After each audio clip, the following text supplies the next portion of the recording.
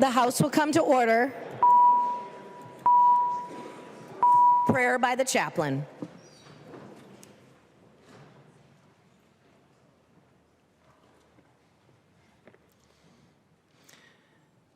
Good afternoon. It's an honor and a privilege to be here today. I'm here today with the 5th through 8th graders from Emmanuel Lutheran School near Cortland, located in Representative Schwartz's district.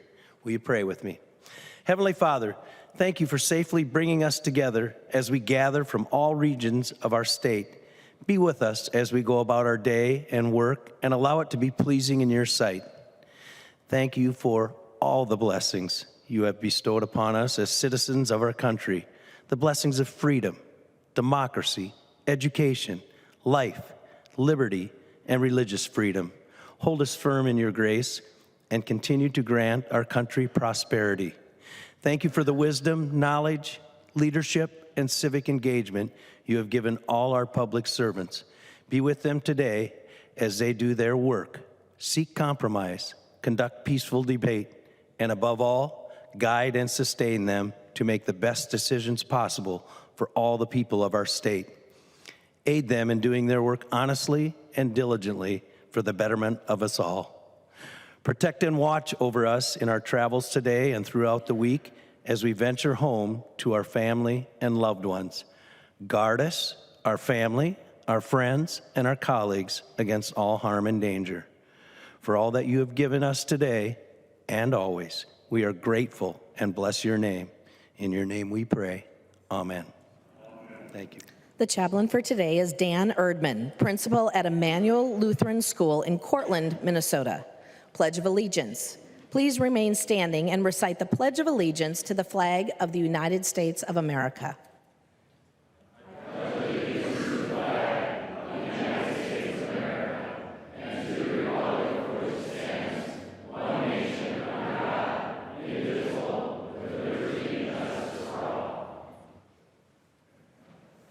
The clerk will take the roll.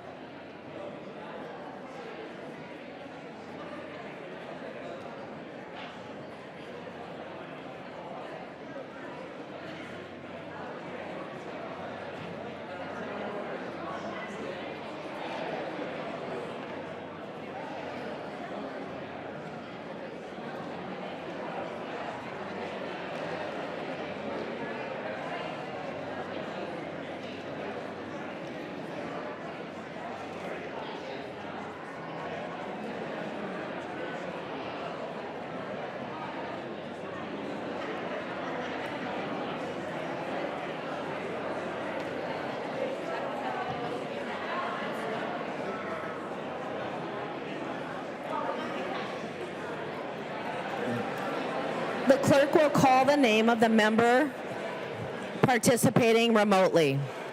Davids. Nope. David's present. Davids present.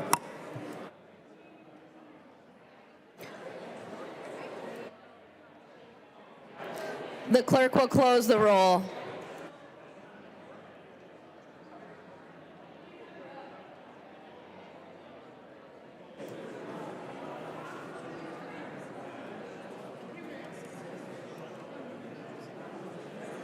A quorum is present. Members, please take your conversations to the alcoves or the retiring room. The clerk will read the journal of the preceding day. Journal of the House, 94th Session, 2025, 5th Legislative Day, St. Paul, Minnesota, Thursday, February 20th, 2025. If there is no objection, further reading of the journal will be dispensed with, and the journal will be approved as corrected by the chief clerk. Hearing no objection, The journal is approved as corrected by the chief clerk. Reports of standing committees and divisions. A copy of this order of business is on your desk and online. If there is no objection, the reports will be adopted. Hearing no objection, the reports are adopted. Second reading of House files. Second reading House File number 12. Second reading. Second reading House File number 320. Second reading. Second reading House File number 845. Second reading. Second reading House File 1014. Second reading. Second reading House File 1060. Second reading. And second reading House File number 1062. Second reading. Second reading of Senate files. Second reading Senate File number 202. Second reading. Introduction of bills. The following House files have been offered for introduction today. The chief clerk will report the House files and give them their first reading. Introduction of first reading of House Files 1332 through 1493. First reading House files 1332 through 1493.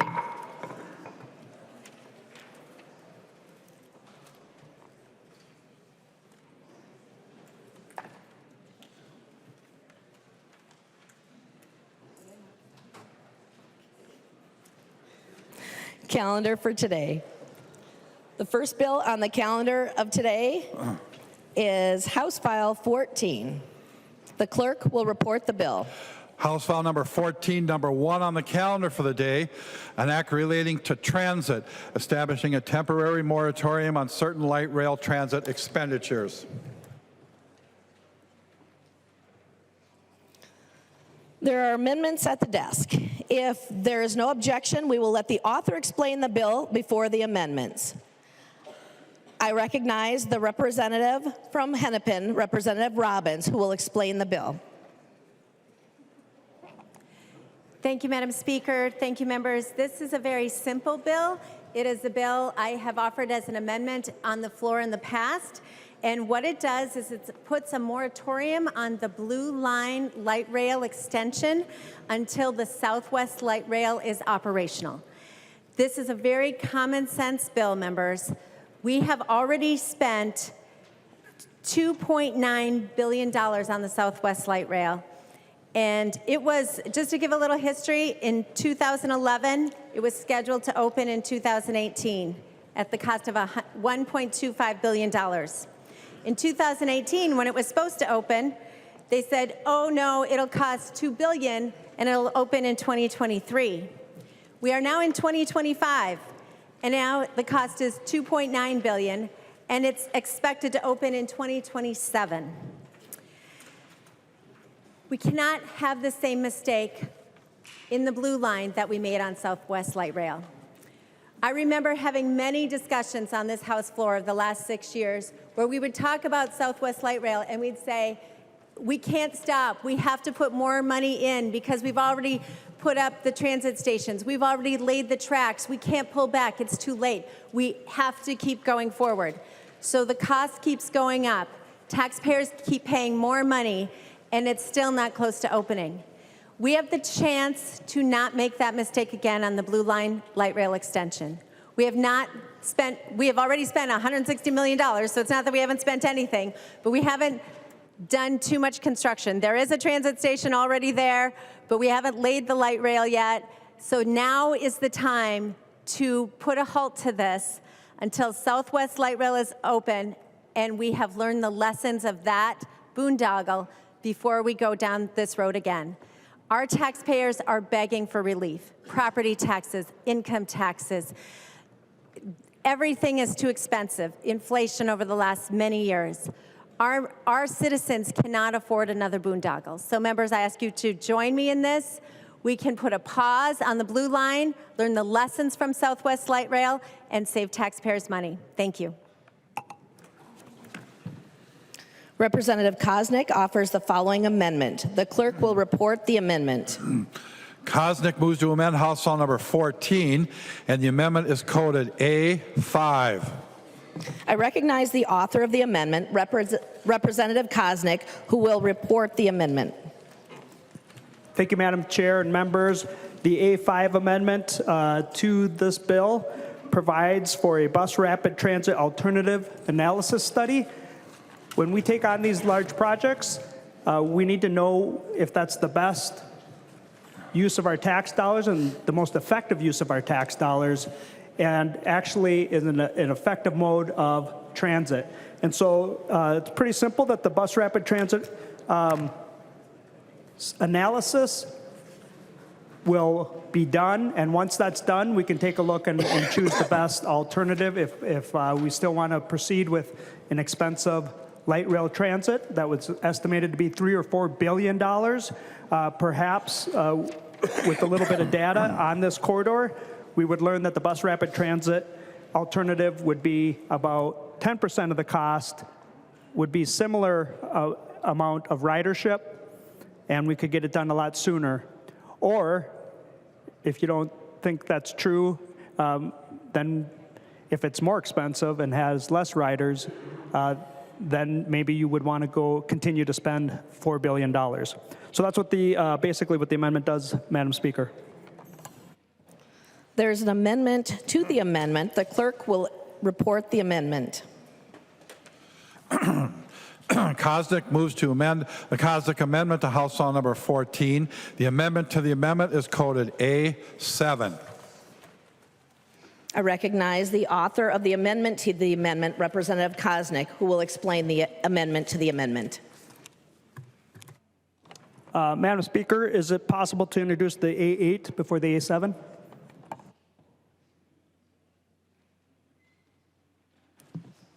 I wouldn't get into that pattern. We've determined the order. I think there must be a reason for it. Representative Koznick, if you will continue to explain the A7. Madam Speaker, members, the A7 removes language that for the end date of the moratorium to be after the A5 puts the moratorium in place until the bus analysis is done. And so the A5 conforms with the original intent of the underlying bill, and so the moratorium would continue until Southwest Light Rail begins operations. Is there discussion on the amendment to the amendment, the A7? Representative Cagle. Thank you, Madam Speaker. And so I was going to speak to all these amendments, but one thing I think that we have to talk about when we're talking about these amendments is the delay in the project. And so these are communities that have been fighting for years to get this transit project ready. And so now that they have things that are ready to go, we're asking them to delay it. And when we're talking about delays, we're not just talking about time, we're talking about cost. And so, you know, with the Trump-Musk tariffs coming down the pike, a lot of that can increase the cost to this project and cost communities even more. And so we need to get this done, and we need to get it done quickly. And so I would ask for a no vote on the amendment to the amendment. I recognize the bill author, Representative Robbins.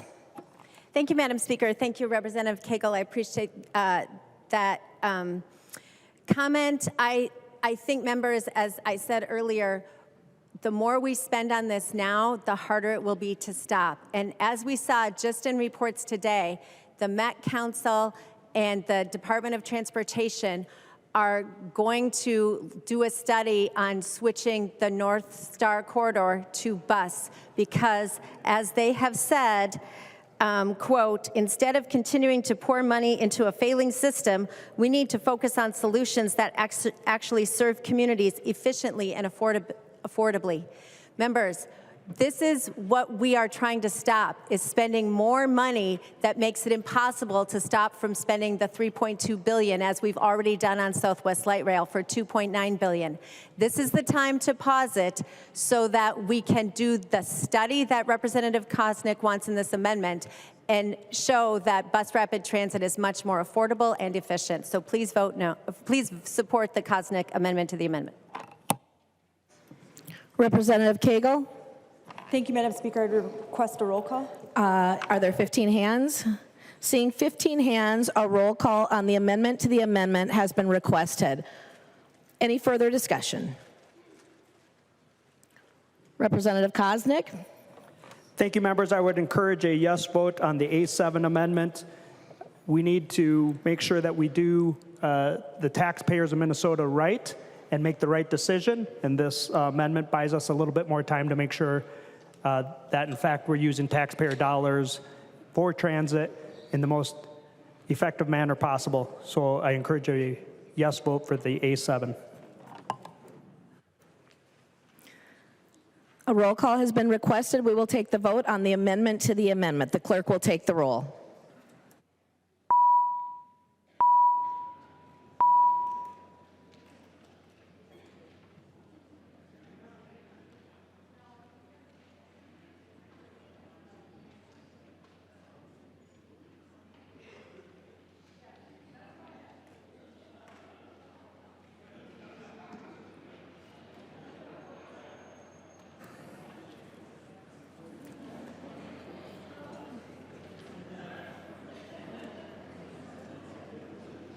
The clerk will call on the member participating remotely.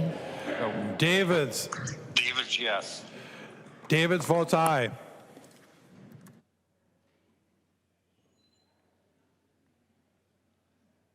The clerk will close the roll.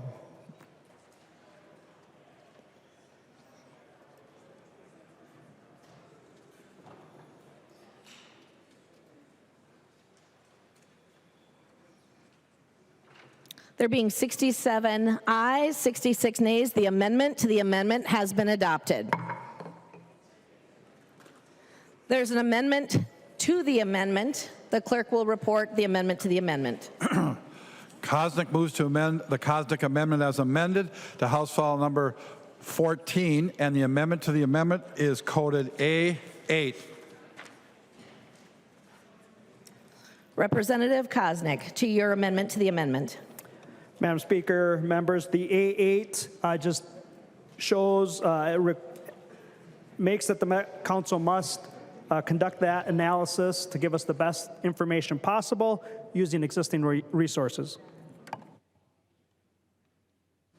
Is there discussion on the amendment? Representative Cagle. Thank you, Madam Speaker. And, I just wanted to encourage my members to vote no on this. Again, it's delaying the line. The blue line is probably one of the most studied lines there's ever been. And when we're talking about Blue Line and North Star, those are very different things. North Star is commuter rail. Blue Line is going to be a light rail that goes from, residential to inner city to places that haven't been served by transit. And so I would request members vote no. Is there further discussion? Representative Koznick. Members, please vote yes.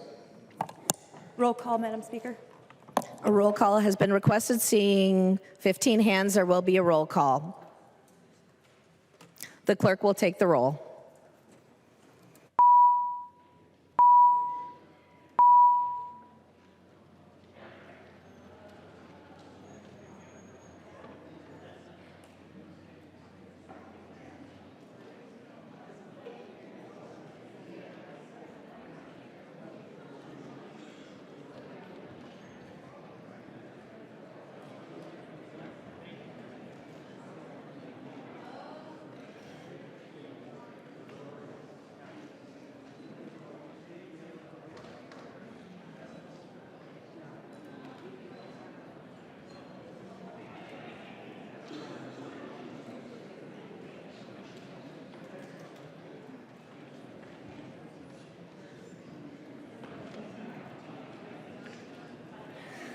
The clerk will call the name of the member participating remotely.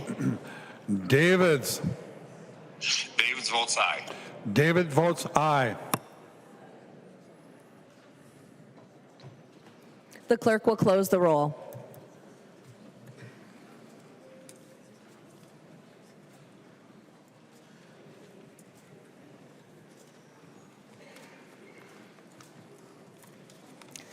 There being 67 ayes, 66 nays, the amendment to the amendment is adopted. There is an amendment to the amendment. The clerk will report the amendment to the amendment. Stevenson moves to amend the Cosnick Amendment as amended to House File Number 14. The amendment to the amendment is coded A6. I recognize the member from Anoka, Representative Stevenson, to explain your amendment to the amendment. Well, thank you, Madam Speaker. And I'll ask for a roll call, please. Are there, seeing 15 hands, there will be a roll call. Representative Stevenson. Thank you, Madam Speaker. The A6 amendment simply asks that the study include a look at how federal trade policy, including tariffs and retaliatory tariffs, would impact this project. You know, trade policy is a big deal these days around the country. President Trump, said that tariff is the most beautiful word in the English language.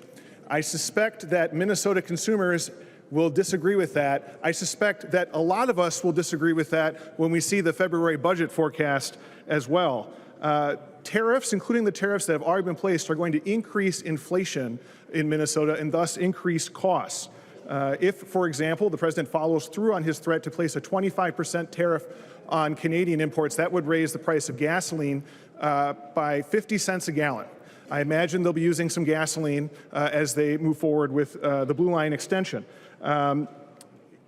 If the president already did put a 25% tariff on imports of aluminum and steel, I'm guessing that aluminum and steel will be used in the construction of a light rail line. That sounds reasonable. And there's probably many other factors that will drive up costs if those tariffs are implemented. For example, just today, I saw a report in NBC News saying that the 25% tariff on Canada and Mexico would raise car insurance premiums by 8%. 8%, members, not an insignificant sum. And you might be thinking, why? Are you importing your car insurance from Mexico? No, but you are importing the parts that are used in your auto repairs from Mexico, and that will eventually drive up the cost of car insurance. This, by the way, I think is going to have a significant impact on the state's budget. You know, we didn't have much of a projected surplus in the November forecast. Just warning you, with inflation going up because of tariffs and economic growth going down because of tariffs, be on the lookout for a worse budget forecast next week, and when you do, you'll have our president to thank. So delaying this project, as this bill does, probably will increase the cost dramatically due to the operation of federal tariffs, and we should take a look at that in this study, and so I would ask for a yes vote. Representative Cosnick. Thank you, Madam Speaker. What number is this one? The Sixth Amendment, I would encourage members to vote against.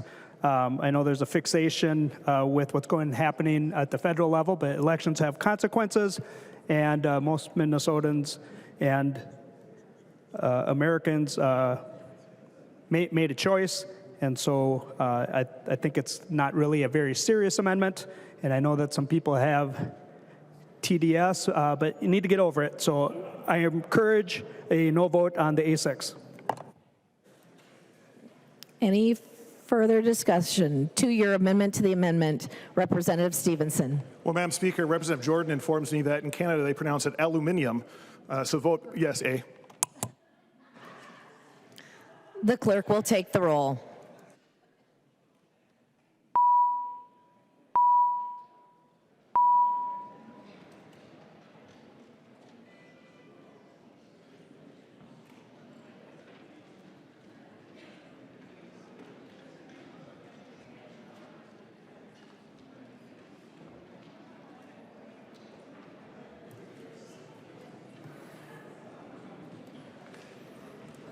The clerk will call the name of the member participating remotely. Davids. Davids votes no. Davids votes no.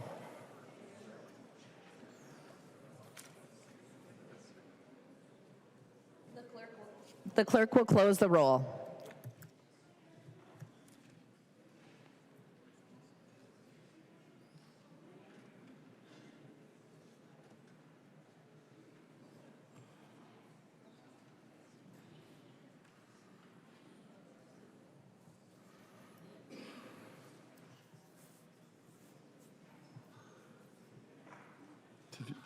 Did he record that right? Didn't Davids want to vote aye?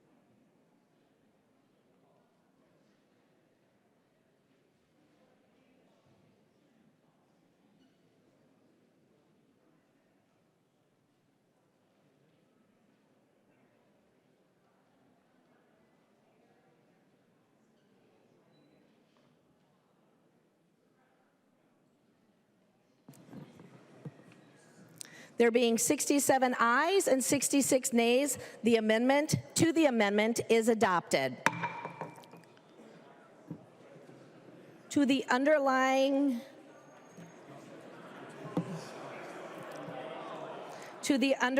amendment.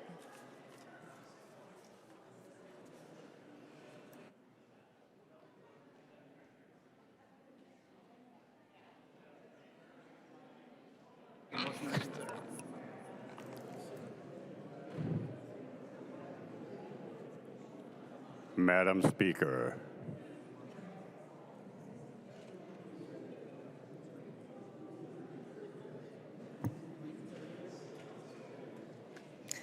I recognize the member from Olmsted, Representative Quam. Thank you, Madam Speaker. I move to reconsider. Representative Quam has made a motion to reconsider.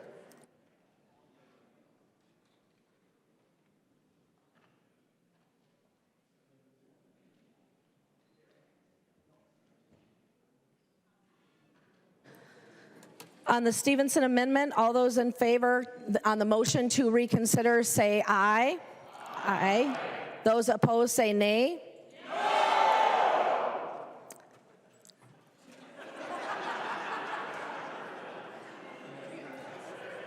The motion prevails. The clerk will report the amendment as amended. Stevenson moves to amend the Kosnick Amendment as amendment to House File Number 14. The amendment is coded A6. Any further discussion? Representative Kosnick. Thank you, Madam Speaker. Vote no.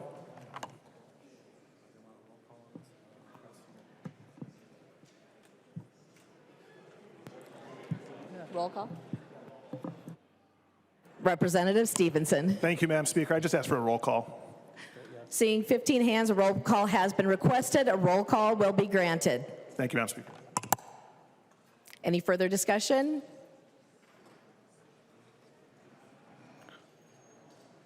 Representative Jordan is not seeking to be recognized. The clerk will take the roll.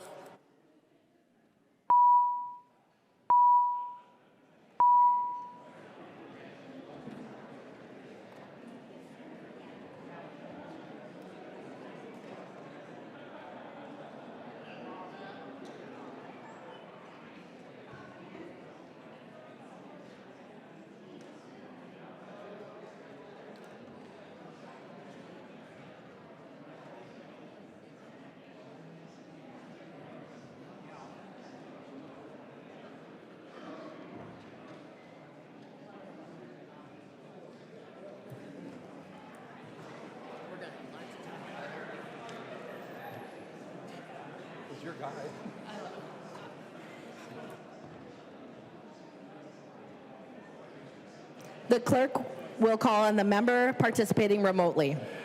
Davids. David votes no. Go. David votes no. David votes no.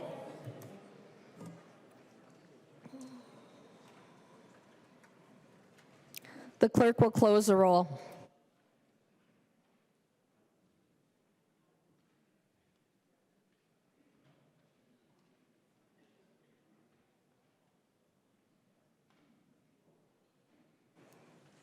There being 66 yeas, 67 nays, the amendment is not adopted.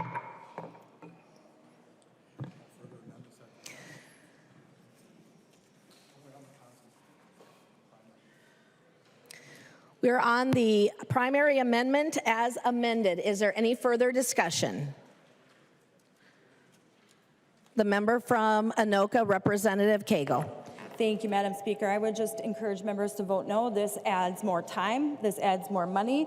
And again, these are communities who have been working on this for a really, really long time.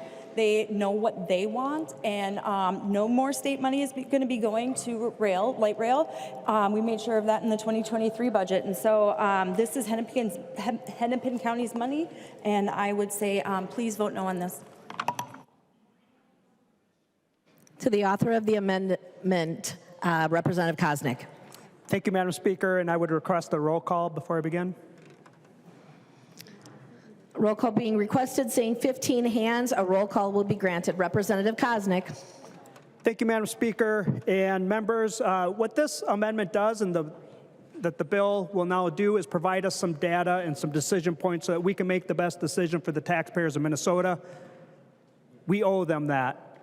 We've seen over the years huge increases in government spending, huge increases in taxes, sales tax increases, auto tab increases, about $10 billion in the last session alone.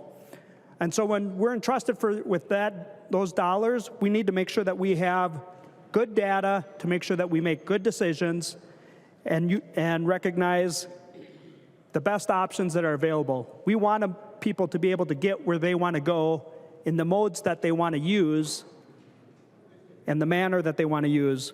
And so providing a report that provides a bus rapid transit analysis comparison to a light rail that is years and years away, and experience has shown us is extremely expensive, usually way over budget, and usually years behind schedule, that doesn't provide the citizens of Minnesota a good option.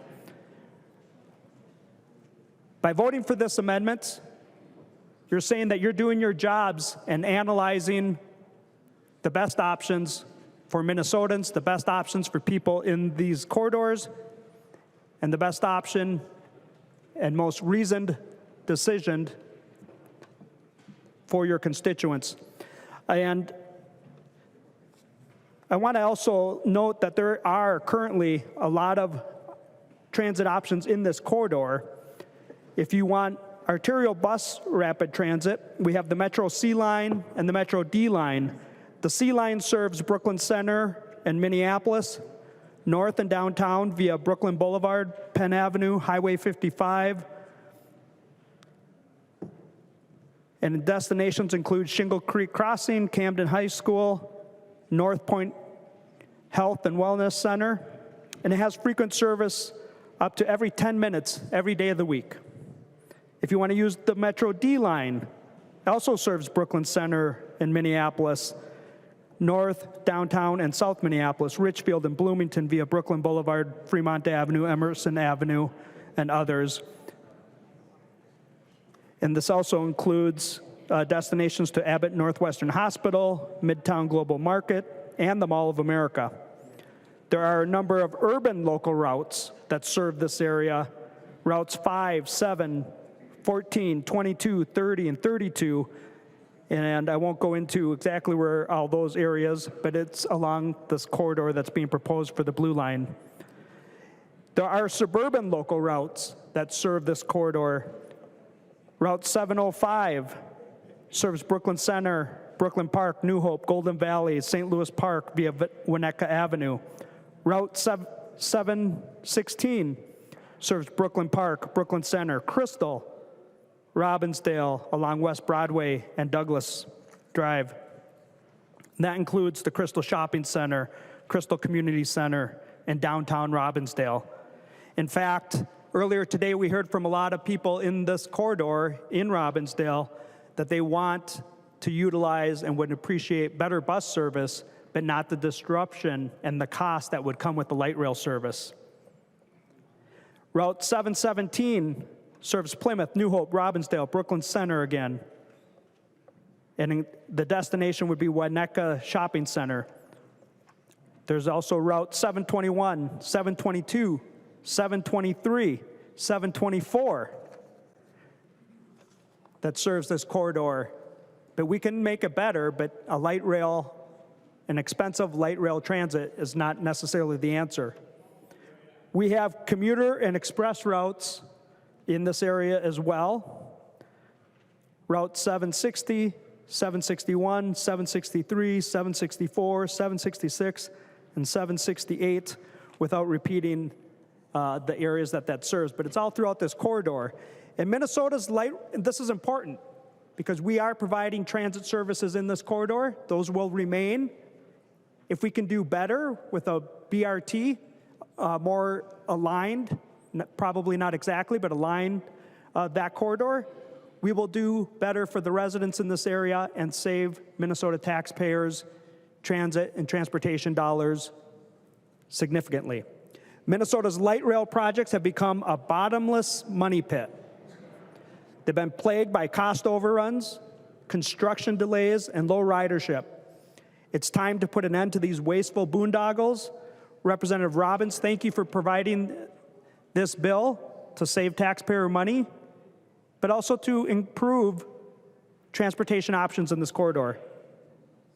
We need transportation solutions that work for all Minnesotans, including those that have to pay for it.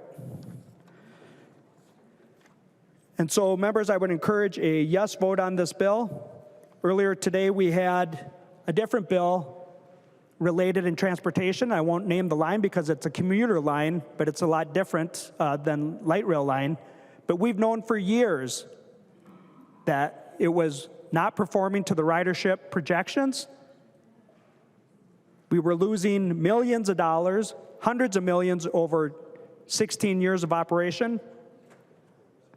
And finally, we had the data, even though we knew it, but we finally realized that we can do a similar amount of transit service for a lot less money, and we don't want to make that same mistake twice.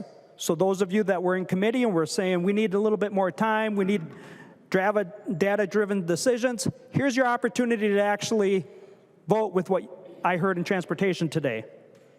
This option will provide the data, and Hennepin County can decide, do they want to spend $4 billion on a light rail project? Or is there an alternative that might cost $100 million and be done a lot sooner and augment the other transit options that I just listed off? That's really what the choice is today. Do we want to be fiscally responsible? I heard that a lot last summer. I'm fiscally responsible. This is your chance to prove it. Members, please vote yes. The clerk will take the roll on the A5 amendment as amended.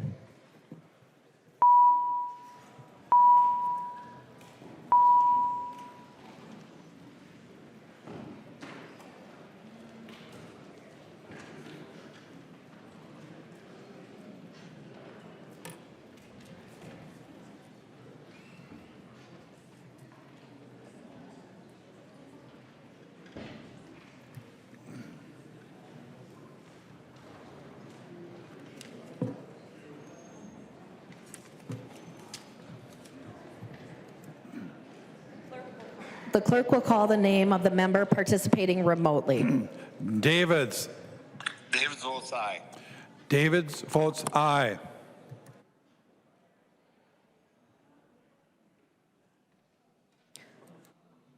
The clerk will close the roll.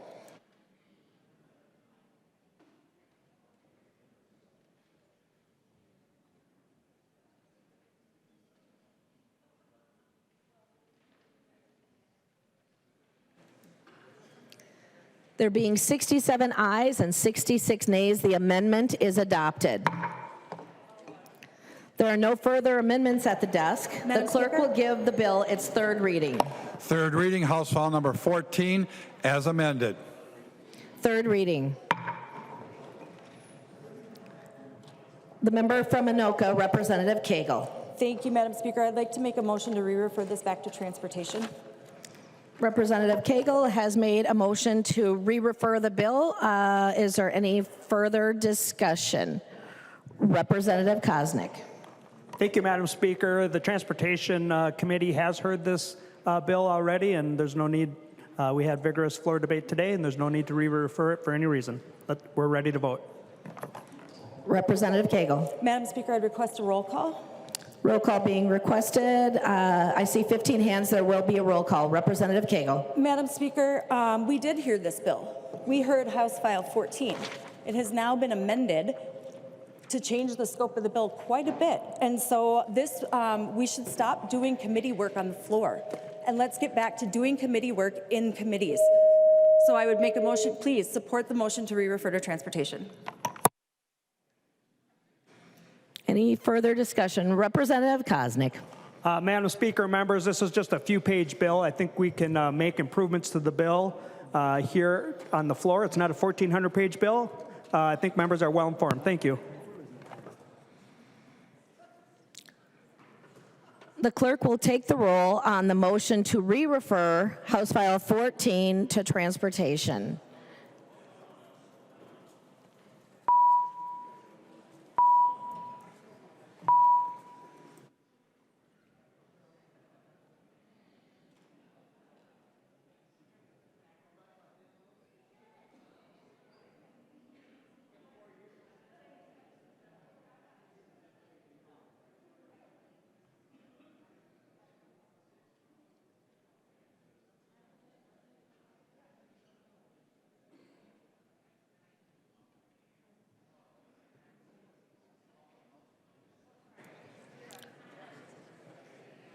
The clerk will call the name of the member participating remotely.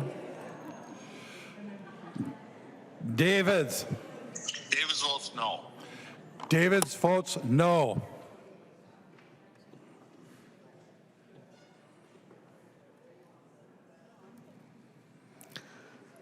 The clerk will close the roll.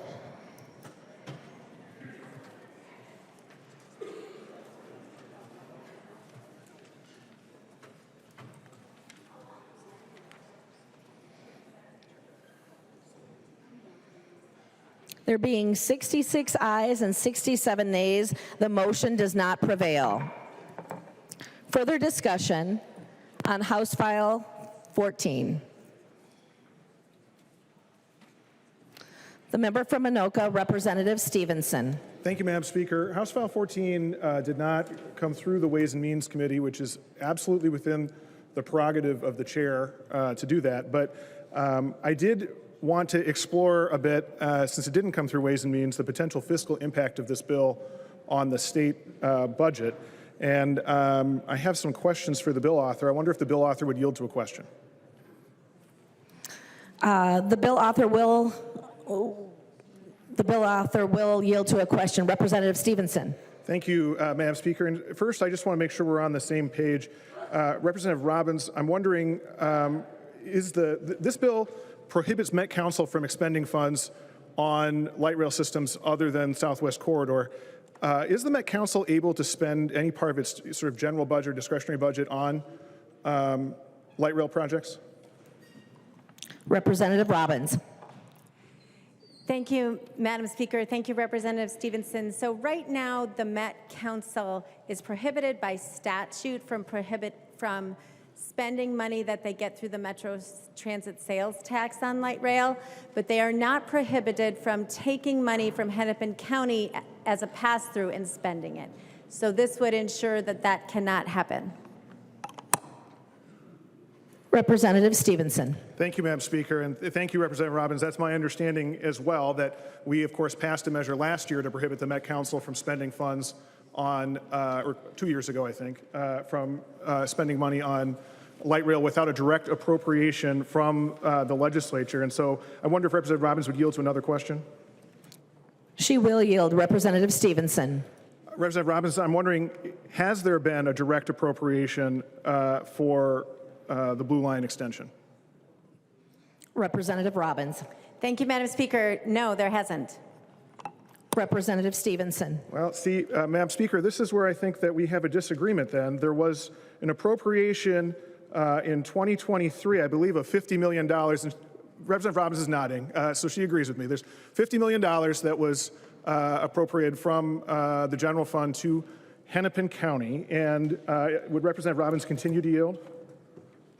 She will yield. Representative Stevenson. And Representative Robbins, how much of that money has been unspent, or remains unspent? Representative Robbins. My understanding, Madam Speaker and Representative, is that it's $30 million that's still available. Representative Stevenson. Thank you, Madam Speaker. Thank you, Representative Robbins. So this bill has the effect, if I understand it, of prohibiting those funds from being expended, as well as any additional funds that Hennepin County might want to put in, because there is, as I understand it, a statutory prohibition on Hennepin County doing anything on its own. They have to go through Met Council. Would Representative Robbins yield to a question? She will yield. Representative Stevenson. And Representative Robbins, do you agree with what I just said, that basically we're prohibiting Met Council from expending those $30 million that we have already appropriated?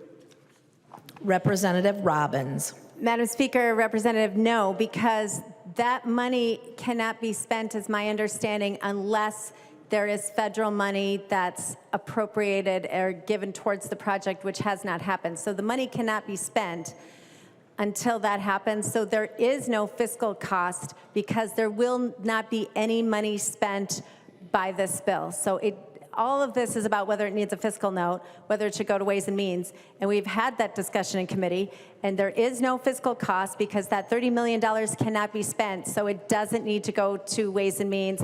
And we've had that discussion with all the chairs. So this is saying Hennepin County cannot send money to the Met Council and then the Met Council spends it. But it doesn't change anything in the appropriation that was passed 2 years ago. Representative Stevenson. Well, thank you, Madam Speaker. And I think that isn't, I appreciate your attempt to anticipate my point. That was not my point. The $30 million, I'm not interested in costs to the state. I'm wondering about savings to the state because, you know, this is a session where we're going to probably be looking for every dollar under every couch cushion we can possibly find. And we have $30 million sitting out in the Met Council that you point out can't be spent until the federal government puts in matching funds, but that may or may not happen. We have no control over what happens to the federal government. It seems to change from day to day, what's happening in Washington anyway. But even if the federal government were to say, we're gonna give you some money, we couldn't expend those $30 million. And so they're just gonna sit there until they cancel back. And I understand that they don't cancel back until 2030. And would Representative Robbins yield to a question? She will yield. Representative Stevenson. Well, thank you, Madam Speaker, and thank you, Representative Robbins. I guess my question is, why are we just leaving that money sitting there until 2030? If you don't want us to spend this money, why are you not canceling the appropriation? Representative Robbins. Madam Speaker, Representative, so just to be clear, this bill does not spend any money. It has no fiscal impact, and it is time to put the moratorium in place. And so that is what the bill does. We've gone over this a million times, and all I want to do is pass a bill that will save taxpayers money, because now with the Kosnick Amendment, we will be doing a cost-benefit analysis of BRT versus Southwest versus light rail in this corridor. And members, we know, I mean, I honestly can't believe there hasn't been a cost-benefit analysis. Like, what on earth, right? We really should have had that work done 10 years ago. But the fact that it hasn't been done and now will be done, we will know explicitly that the light rail is not cost effective. And I'll speak more to that in my closing arguments, but there is no fiscal impact. We don't need to re-refer it. And we are keeping the money in place. It will be earning interest. And if for some reason, which I don't expect, but if for some reason, when the moratorium expires, then the money will be there. Representative Stevenson. Well, thank you, Madam Speaker, and thank you, Representative Robbins. I'm sure that was an answer to some question, but it wasn't an answer to mine. What I was asking was, why are we leaving the money out there if you don't want it to be spent in a time when the budget needs it? But that's okay.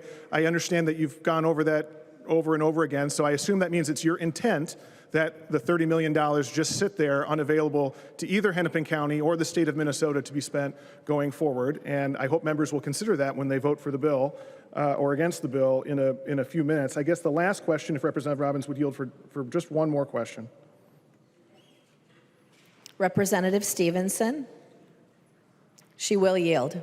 Thank you, Madam Speaker. My last question is, so we've been talking about this in the context of the blue line. When I read House File 14, I see that it says the Met Council will not expend any funds for project development activities on light rail transit capital projects. So it's not specific to the Blue Line Extension project. It says it's not limited to planning, analysis, pre-design, design, engineering, environmental analysis, land acquisition, and construction. So my question is, we've been talking about this in the context of the Blue Line Extension. We have two existing light rail lines operational today, the Green Line and the Blue Line, not talking about Southwest Corridor, which you've exempted, but the existing Green Line and Blue Line. If Met Council wanted to do a capital improvement project on the existing lines that we have now, would this bill prohibit them from doing so? And if not, where in the bill would I find language that allows Met Council to do that? Representative Robbins. Thank you, Madam Speaker. Yes, the bill exempts the Southwest Light Rail line so they can try to get it done on time. I mean, it won't be on time, it'll be 9 years late, but if they manage by 2027, and then it's other projects dealing with light rail are the ones that would no more money until Southwest Light Rail is done. We don't need to throw more good money after bad. Once the Southwest Light Rail is done, we can reevaluate and the moratorium will be lifted. Representative Stevenson. Thank you, Madam Speaker, and thank you, Representative Robbins, and I do appreciate you answering. I am done. That was my I meant when I said that was my last question. I appreciate your patience with my questions. I just wanted to make sure I understood the fiscal impact of the bill on the floor, and it does seem that in the near term, this bill does not have a fiscal impact. I agree. I don't know why we're keeping money if your intent is to prohibit this money from being spent. I don't know what useful purpose it has sitting out there on its own. And so I don't know why we did that in this bill. And I'm also concerned about its impact on other things beyond, we've talked about Southwest, these 2 extension projects. I'm concerned about its impact on the existing lines, and it's a little unclear to me what will happen there. But I appreciate your willingness to answer those questions. Thank you, Madam Speaker. I recognize the member from Hennepin, Representative Jones. Thank you, Madam Speaker. Hello all, I am Representative Katie Jones. I'm a first termer, and so if I haven't met you yet, I look forward to doing so. So I'd like to address 3 things when it comes to House File 14. The first one, first, defining the problem. Second, the macro view, and third, the micro view. First, I believe that every bill we work on should have a clearly defined problem that it's trying to solve. And to me, that's not clear with House File 14. Is this a roundabout issue regarding LRT because of the Green Line extension? I'm happy to talk about the Green Line because it goes right through my district. I have to first reiterate that the Green Line is not the Blue Line. So getting to the Green Line, though, the original sin of the Green Line extension is a decision around water. In the spirit of cutting costs at the very beginning of the project in order to get it funded, to get it started, a decision was made to build a shallow tunnel as a solution to cut through the Kenilworth corridor. It's a tunnel underwater. And I've seen firsthand the results in a condo building in my district where there are literal cracks in the building from this decision. So don't get me wrong, I'm also upset with how the Green Line has been going. But we also, when we're looking at these projects, we have to look at them in the full context. When we made this when folks made the decision about the solution around getting around this water, we should have looked at that the U.S. has notoriously little recent experience with transit tunnels, with only 12% of all transit projects being underground, and even fewer are under bodies of water. In my perspective, a subway under Uptown would have been a better and cheaper bet. But again, this bill is not the Blue Line. This bill is the Blue Line, it's not the Green Line, and there is no proposed underwater tunnel. So that's not the problem. A clear problem we do have is how weak our transit development muscles are. We build a train on average once per decade. How good would you be at something if you practiced it once every 10 years? We are currently flexing this muscle, and it would be silly to delay the Blue Line project to let that muscle go flabby again. I would love to talk about how we implement all transit projects better, and I have some ideas to do so. I've spoken a little bit with the bill author about that as well. And for anyone interested in big projects, I highly recommend reading How Big Stuff Gets Done. It's a good read. So second point is around the macro view. The 21st century is around speed and scaling. That means efficient transportation. Major cities in every developed country and in quickly developing countries are expanding their train systems. China's light rail growth looks like a hockey stick. Ours is a pancake. But it's not just our main global superpower rival. It's also in Northern Africa, where in Algeria, they have built 9 lines in 15 years. And that's despite having a GDP of 16,000, per capita GDP of 16,000 compared to Minnesota's 68. We could figure this out. Lastly, I want to zoom in on the local level. Like my predecessor, Frank Hornstein, I'm a huge fan of transit. I think it's kind of a prerequisite for the seat, to be honest. And although I also have to say I don't do Bob Dylan impressions, so please don't ask them of me. Anyway, I ride a train regularly to this job. But I will be honest that my eyes were opened when I met a constituent named Bryce. He's a Minnesotan, and he really cares about transit. He lives in downtown Minneapolis, the hub of transit in our state. He cares so much about transit, he wrote his university thesis on the DC Metro and how it's accessible and the political and legal battles to get it there. But you see, Bryce moves about with a wheelchair. A critical lesson I learned from him is that buses aren't the best designed for people like him. The biggest issue is insufficient space compared to a train. If you think about it, one wheelchair and one stroller already on board, good luck, you're waiting for the next bus. That feeling of being stuck is all too familiar. 15 years ago, I was hit by a car and I was in a wheelchair for weeks. Because of where I lived, I had no transportation options. And so I had to rely on friends and family to get me around. 30%, nearly 1 in 3 Minnesotans does not drive, either because of age, ability, affordability, or choice. Minnesotans deserve travel options so they can get to where they need to go. So whether it's because this bill is not addressing a clearly defined problem, because we need a 21st century transportation system to keep up in the world, or because more Minnesotans need travel options that fit their needs, I urge a no vote on this bill. I recognize the member from Carver, Representative Nash. Thank you, Madam Speaker and members. Well, I too would like to invoke a Frank Hornstein moment. It was 2017 and I had a bill that said that we were going to put a pause on Southwest Light Rail because we were already seeing that it was going to be massively delayed, it was going to be massively overpriced, it was going to wind up just grinding to a halt under the weight of its own inefficiencies. Now, when we passed that bill, Representative Hornstein said, I'm not a fan, and I'm going to vote against it. Fast forward to last year on this floor, I believe where Representative Lilly is sitting right now, from that very desk, Frank Hornstein, my friend, said, Jim, it pains me to say this, but you were right. Southwest Light Rail was a dumpster fire. It was a bad idea. We should not invest in light rail on the hopes and prayers and positive thoughts and feelings that it's going to work out well. We up here are charged with making sure that the dollars and cents that we are entrusted with are put to a good use. And Chair Hornstein agreed that it was not being put to good use. I want to pick up on something you also just said there, Representative Jones. You said that every 10 years we should make sure that we're building something to make sure that we remember how to build it. Well, in 2018 was the original Southwest Light Rail go-live date, and that didn't happen. Now we are being told 2028. So there's 10 years of not building efficiently Southwest Light Rail, and this is all the reason why we should support this bill, because it's not going to be on time, it's not going to be on budget, it's not going to be done efficiently, and it's not going to do the thing that we had hoped, or you had hoped, it would do.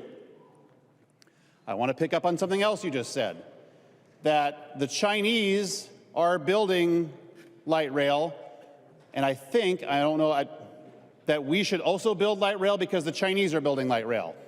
I am deeply, deeply confused by this logic. So here we are, members. We have a bill in front of us that is going to, from a fiduciary perspective, do the right thing. We are going to have the ability to say, we're going to pause this, and we are going to do a study, like Chair Kosnick just got amended onto the bill. And if it turns out that it is a good idea, after we've done this study, then you can move forward. But just spending money like you're driving on the highway, throwing money out the window, hoping that it's going to do something good, is not an effective plan on how to handle the important issues of moving people from A to B in the state of Minnesota. So why do we like bus rapid transit? Well, it's flexible. If you find out that you need more buses, you can run them in a greater and higher level of periodicity. If you find that you need less, you can slow that down. If you find that you need a bigger bus, you can throw that one. But once you set out to build a light rail, and once you get determined to do that, it just sort of sucks all the cash out of the people of Minnesota's wallets. That's what this is meant to slow down. That's what this is meant to prevent. And I got to think, Representative Lilly, if you could for a moment stand up, scoot aside, and Chair Hornstein were to be here on the floor, because he still has privileges, he would probably agree with me. Members, it's always a nice idea to think that we're doing something nice. This is wildly inefficient. So I fully support Chair Robbins. I support your bill. I think it's a good idea. What we will see when we put this on pause is that the people who are charged with studying these things are likely to come back and say, so here's the news, this doesn't work. And we can save the state billions of dollars, or at least I hope so. And yes, I did sound like Carl Sagan there, Representative McDonald, thank you.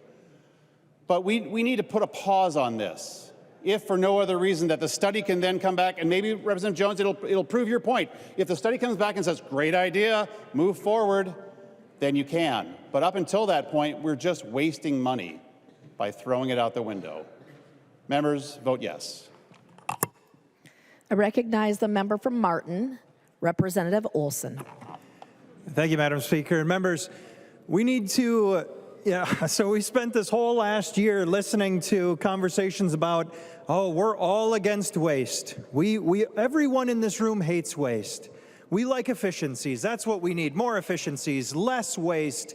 Let's do the right thing for Minnesotans. Let's make life more affordable for Minnesotans. And then we're seeing individuals in this room right now put an asterisk on that previous statement that says, only when it's to things that we don't care deeply about.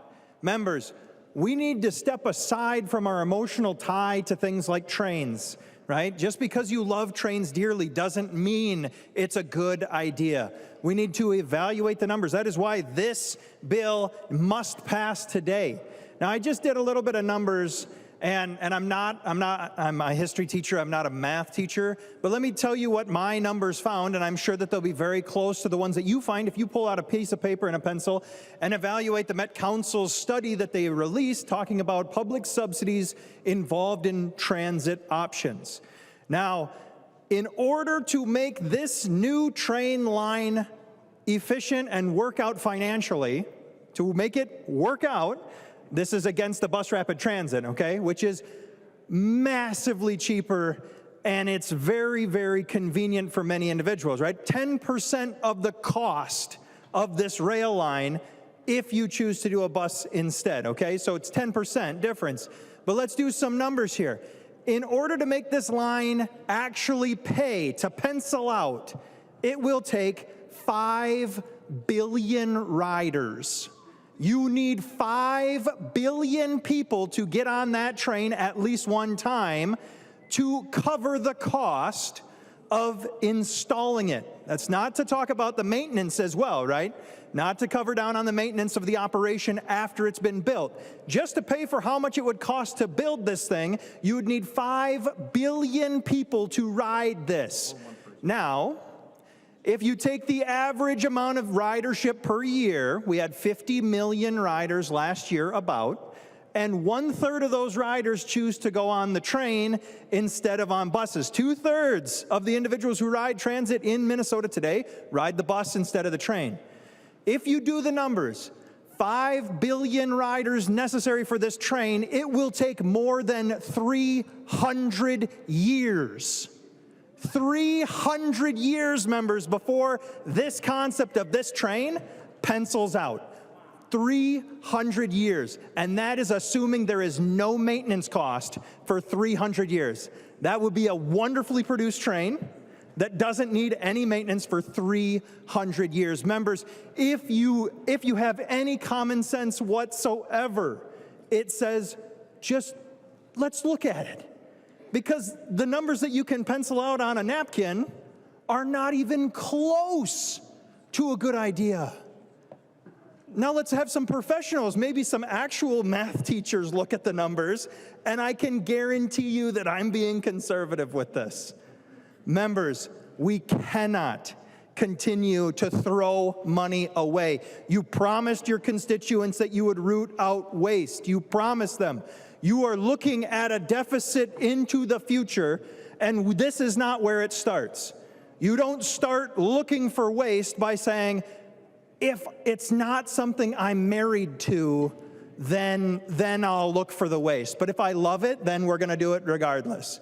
You need to vote yes on this bill today to prove that you have Minnesota taxpayers at your heart, that you care about them, because this is the biggest waste of money I have almost ever seen. 300 years. Members, pass this off the floor today, and let's stop the second boondoggle in Minnesota history, right? The first one was we've already wasted zillions on that. So vote yes on this bill. Thank you, Madam Speaker. I recognize the member from Hennepin, Representative Freiberg.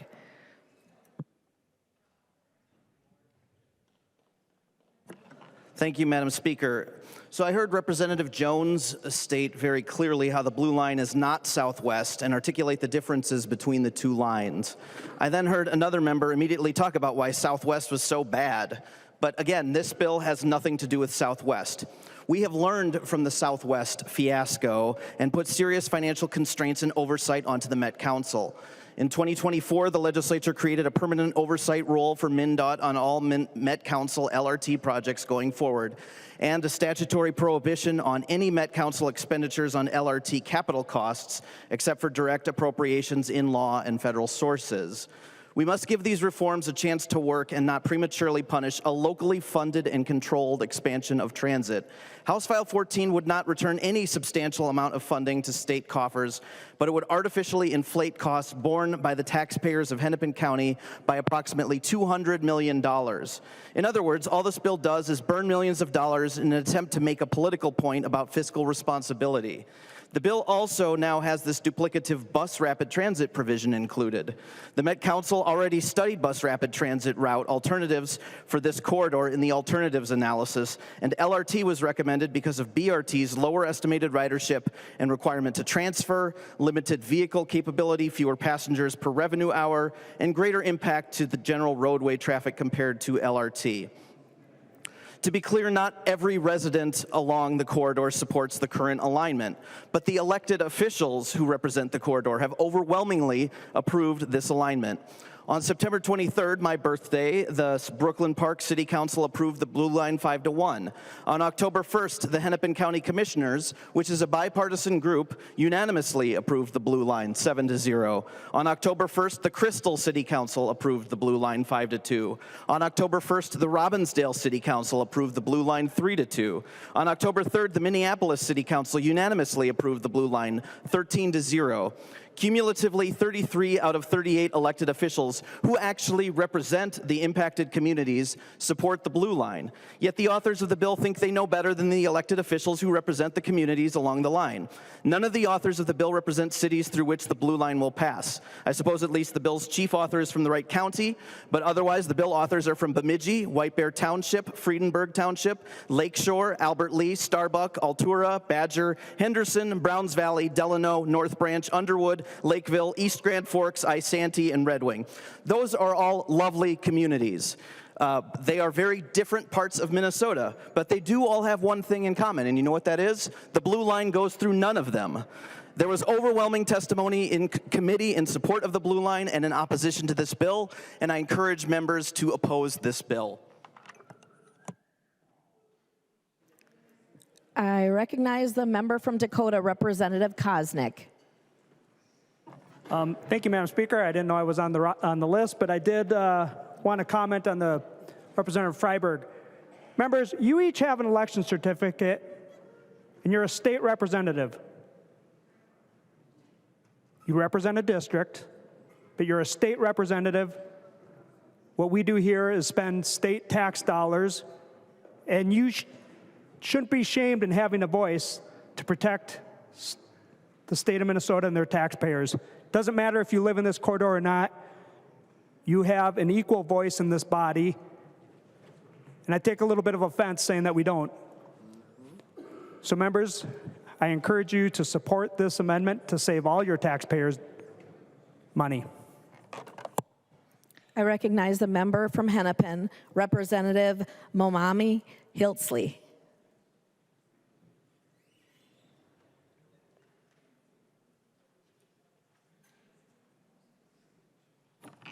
Thank you for the opportunity, but I won't speak today. Thank you.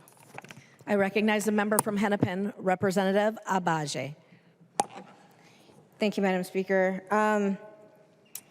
So as a representative that actually represents a community where the blue line would run directly through, I kind of have a lot of thoughts.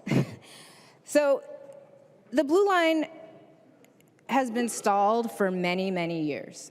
We have been studying this project since before I came here. And members in my community think that the blue line is not going to happen. And the bill today shows them that the blue line is not going to happen. And I think that that's very sad, because it's a community that is heavily reliant on transit and has been asking, nay, even demanding, that its government supports them. But yet today we're seeing another opportunity. Well, actually, you know what? You should just wait. First it was indefinitely, now maybe it's about 10 months, but still you're just gonna have to wait.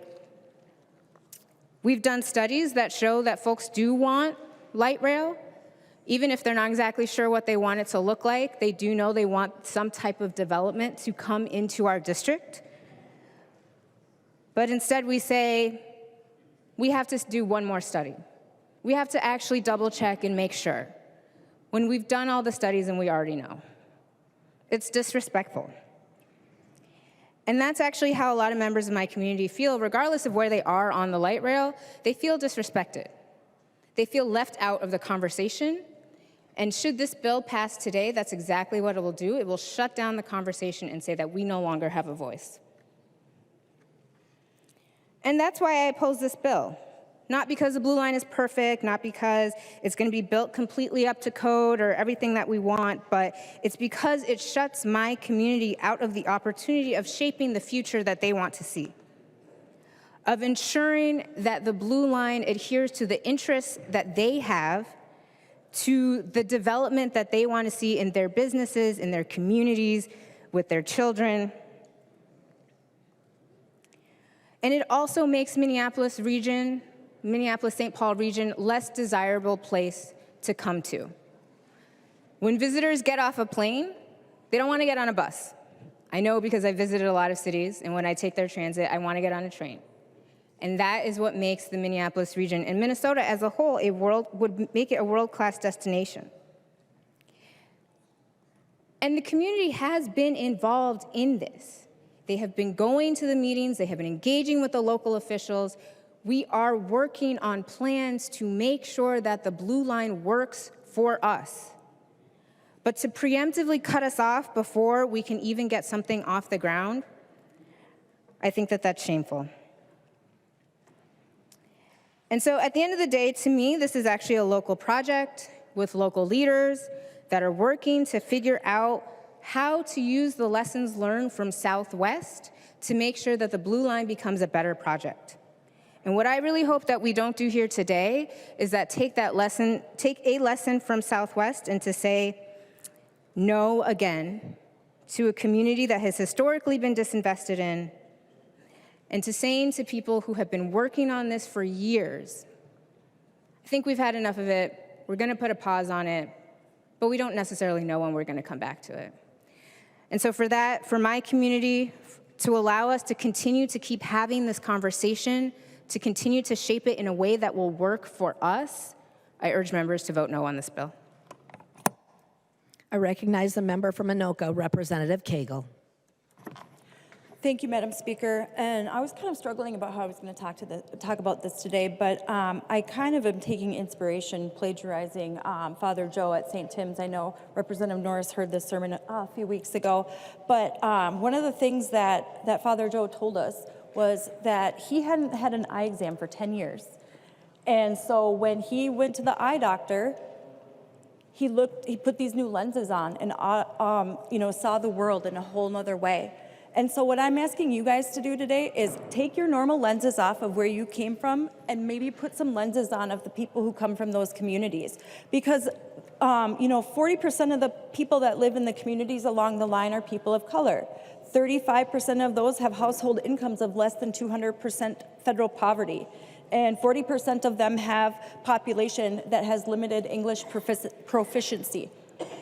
So let's put those lenses on and figure out how we want to be treated.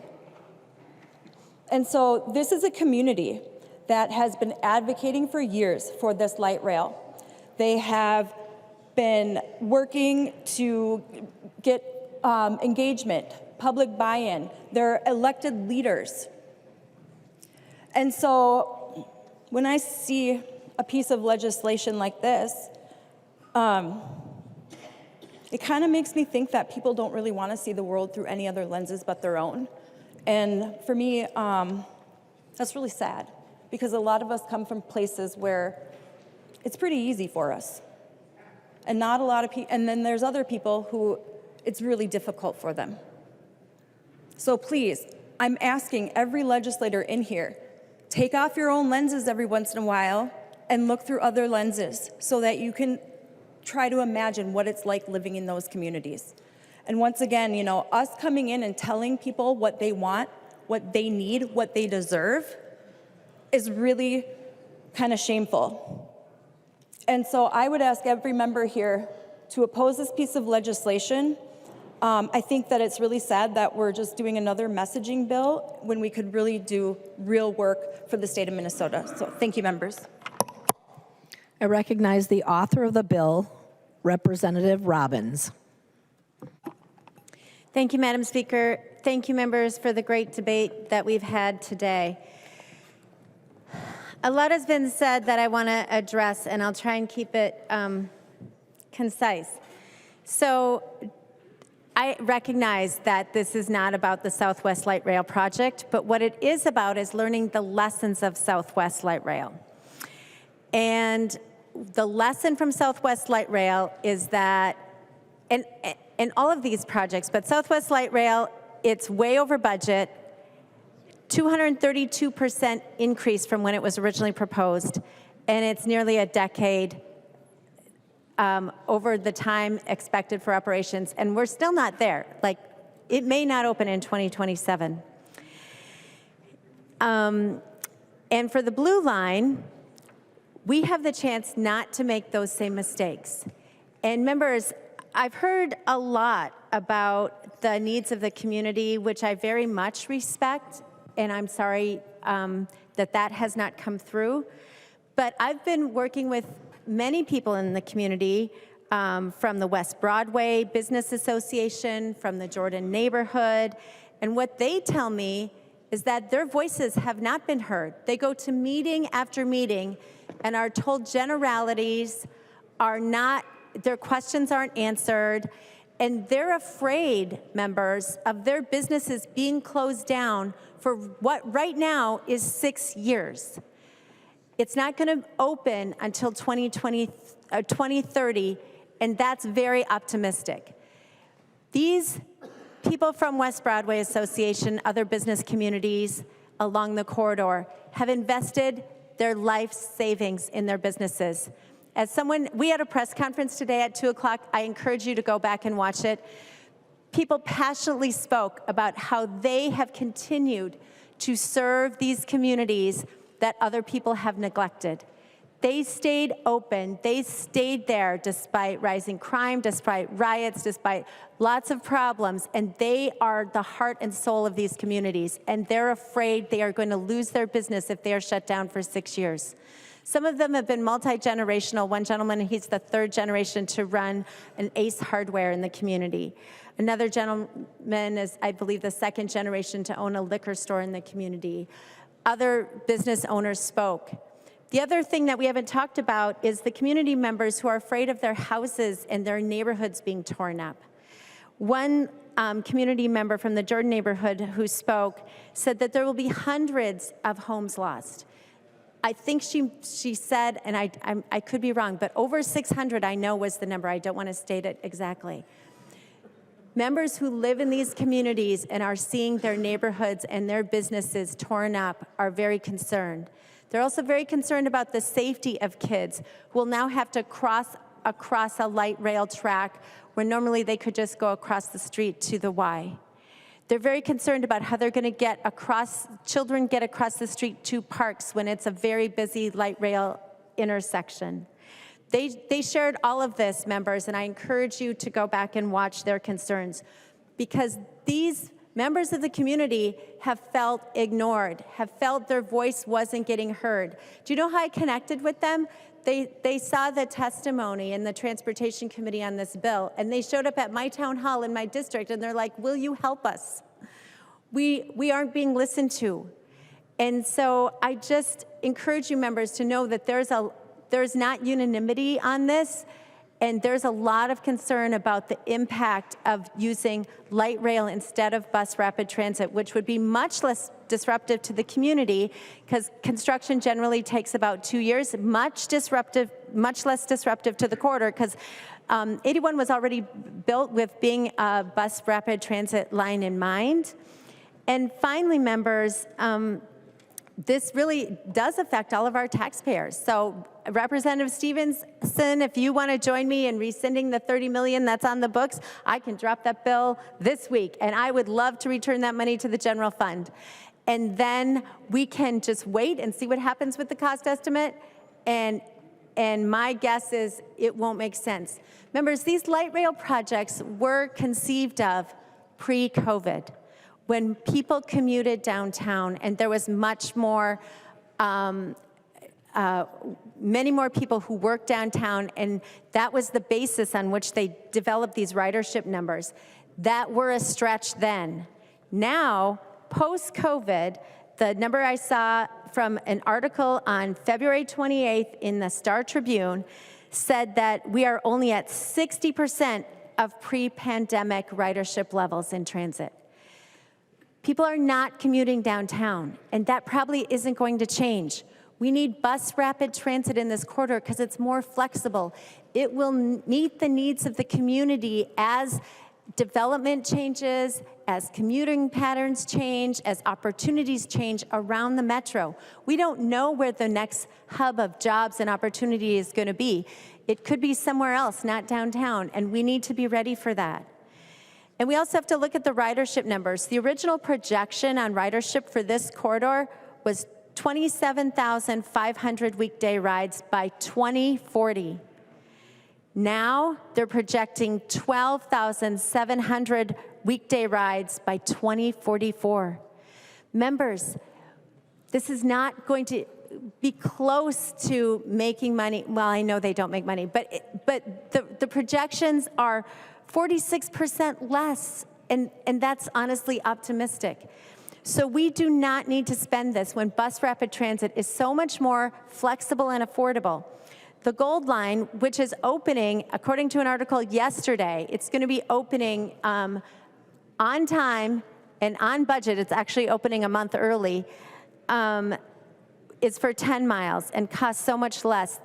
Estimates are that a bus rapid transit line would cost 10% of the amount of the light rail line. So if you do the math, that's $320 million versus $3.2 billion. And members, the estimates I've seen of bus rapid transit would be less than that. In this quarter, it's currently projected at $280 million. For saving Hennepin County taxpayers that much money when there are so many other needs in the county, we could do more investment in the neighborhoods. We could save our safety net hospitals, which I know you have heard me talk about a lot. Hennepin County taxpayers cannot afford this. There are so many other needs in the county. And I do not represent one of the county communities along the Blue Line, but those community members came to me. And I do represent a huge swath of Hennepin County taxpayers who do not want to see their money spent in this way. We support transit. We support a bus rapid transit line, micro transit, other things that are flexible and affordable. but this is not the answer. So members, I urge you to support this, put a pause on the blue line extension, and let's make sure we're not making the same mistake again. Thank you. I recognize the member from Anoka, Representative Niska. Thank you, Madam Speaker. Members, we are here today to take a stand for Minnesota taxpayers. Fundamentally, House File 14 is not about opposing transit. It's about demanding accountability for the way we spend tax dollars. We have seen time and time again that light rail projects in Minnesota are notoriously over budget and almost never delivered on time. There's no better example of this than the Southwest Light Rail boondoggle. Let's look at the facts. Southwest Light Rail was originally proposed in 2011 as a 14.5-mile line carrying an estimated cost of $1.3 billion. Fast forward to today, and the price tag has skyrocketed to nearly $2.9 billion, a staggering 132% increase. Even after years of delays and billions in additional spending, the project still won't be completed until at least 2027, nearly a decade past its original target. This is government mismanagement at its absolute worst. In recent years, there's been a growing bipartisan consensus about Southwest Light Rail and the future of light rail projects in the state. Every time concerns are raised, Met Council says the same thing. It's too late, it's too costly, and they just need more time and money. The cycle cannot continue. Madam Speaker, Minnesotans cannot afford this kind of leadership. While the Met Council pushes for more funding for their failed projects, hardworking Minnesotans are struggling to afford basic necessities. Grocery prices are at record highs. Fuel costs are eating into family budgets. Electricity and heating bills are rising, and yet they're being asked to keep writing blank checks for mismanaged light rail projects. Enough is enough. House File 14 is a common sense pause, a temporary moratorium on new light rail projects so we can reassess, demand accountability, and prevent future boondoggles like Southwest Light Rail. This is not a partisan issue, or it shouldn't be. It's a taxpayer issue. It's about ensuring that every dollar we spend is spent wisely, and it's about putting Minnesotans and their priorities first. As stewards of Minnesota's tax dollars, we have a duty to act. We have watched billions of dollars wasted, and we have heard excuse after excuse. Today, we say no more. A vote for House File 14 is a vote for fiscal responsibility, a vote for transparency, a vote for the taxpayers of Minnesota. Members, it's time we hit pause, demand accountability, and restore fiscal responsibility. Let's pass House File 14 and put Minnesota taxpayers first. Vote green. The clerk will take the roll.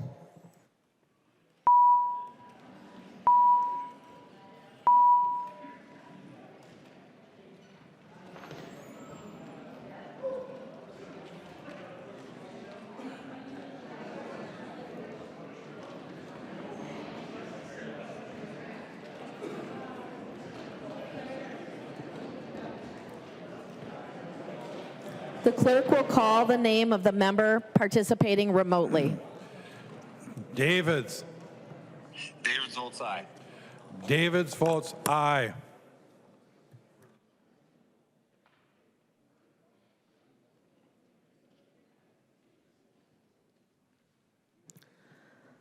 The clerk will close the roll. Madam Speaker, Niska changes from aye to nay.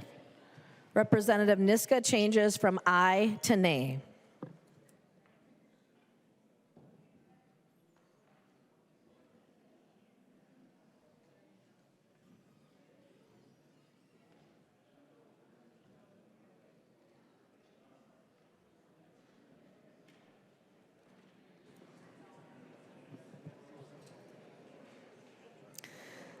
There being 66 ayes and 67 nays, the bill does not pass. Representative Niska. Thank you, Madam Speaker. I move to reconsider and request a roll call. Representative Niska moves that House File 14 was not passed earlier today and is now to be considered, requesting a roll call. I see 15 hands. There will be a roll call. Further discussion?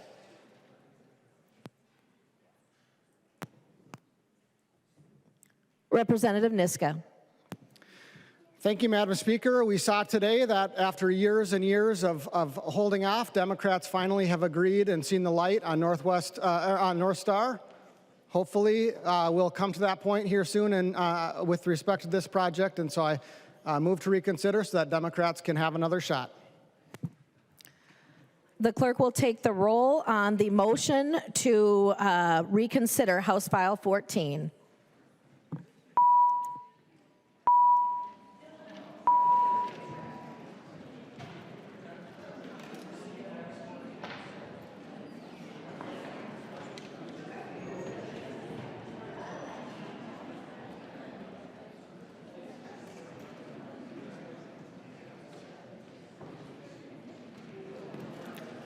The clerk will call the name of the member participating remotely. Davids. Davids votes aye. Davids votes aye.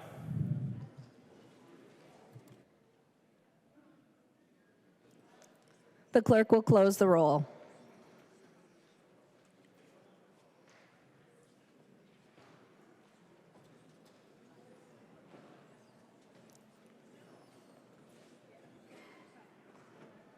There being 67 ayes and 66 nays, House File 14, the motion to reconsider passes.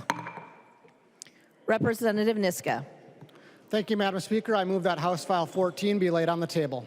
Representative Niska moves that House File 14 be laid on the table. Members, that is a non-debatable motion. All those in favor, aye. Aye. All those opposed, nay. No. Motion prevails.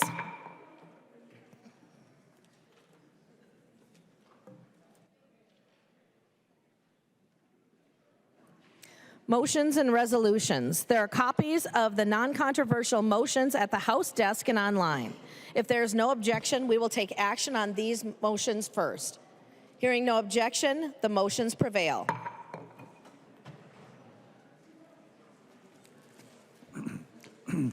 Baker moves that House File number 961 be recalled from the Committee on Education Finance and be re-referred to the Committee on Workforce, Labor, and Economic Development, Finance, and Policy. I recognize the member from Candio High, Representative Baker. Thank you, Madam Speaker. That is my motion. House File 961, members, is about education grants. It's about the culinary program with ProStart Minnesota. It inadvertently got sent to the Education Finance. I've worked with the chairs of the committee, the leads on the committees, and everybody's in favor of that. So that is my motion. Thank you, Madam Speaker. Any discussion? All those in favor, aye. Oh. All those opposed, nay. Motion prevails. Novotny moves that House File number 1255 be recalled from the Committee on Public Safety, Finance, and Policy and be re-referred to the Committee on Transportation, Finance, and Policy. I recognize the member from Sherburne, Representative Novotny. Thank you, Madam Speaker. House File 1255 is a bill that will allow the troopers to purchase their badges when the seal is changed and they finally get the new badges in. This bill was referred on initial dropping to public safety. It is under the 299D statute, so it should go to transportation. I have spoken with the chairs and leads of all parties involved, and they are okay with it. Any further discussion? All those in favor, aye. Those opposed, nay. Motion prevails. Tabke moves that House File number 1274 be recalled from the Committee on Workforce, Labor, and Economic Development, Finance, and Policy and be re-referred to the Committee on Capital Investment. I recognize the member from Scott, Representative Tabke. Thank you very much, Madam Speaker. That is my motion. This is a bill that needs to go to capital investment for investing in an entrepreneurial center in downtown Shakopee. So I'd appreciate everyone's support. And I have talked to both chairs, and they're okay with it. Any further discussion? All those in favor, aye. Those opposed, nay. Motion prevails. Announcements. Representative Hansen. Thank you, Madam Speaker. This is the one last reminder for the legislative auditor topic selection. Because I forgot to bring the forms today, the deadline has been extended till tonight at midnight. You can send an email to the legislative auditor with any topics that you would like. Any further announcements? Representative Niska. Thank you, Madam Speaker. I move that when the House adjourns today, it adjourns until noon, Wednesday, February 26, 2025. Representative Niska moves that when the House adjourns today, it adjourns until noon, Wednesday, February 26, 2025. All those in favor say aye. Those opposed say nay. Motion prevails. Representative Niska. Thank you, Madam Speaker. I move that the House do now adjourn. Representative Niska moves that the House do now adjourn. All those in favor say aye. Those opposed, nay. The motion prevails. The House stands adjourned until noon Wednesday, February 26th, 2025.